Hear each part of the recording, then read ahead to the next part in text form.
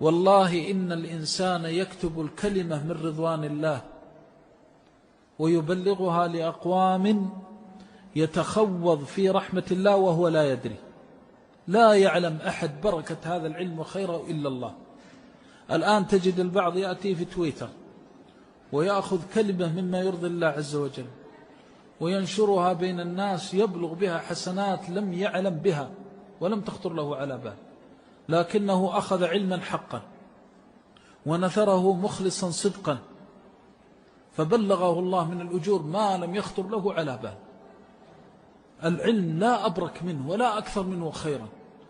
وإذا كان في الجهاد في سبيل الله يدخل الله بالسهم من صنعه يبتغي به وجه الله، ومن رمى به يبتغي به، كلهم يدخلون الجنة. فما بالك بمن سقى الأمة ماء الوحي، وما بالك بمن يأخذ من أهل العلم. رأس مال أهل العلم هم طلاب العلم.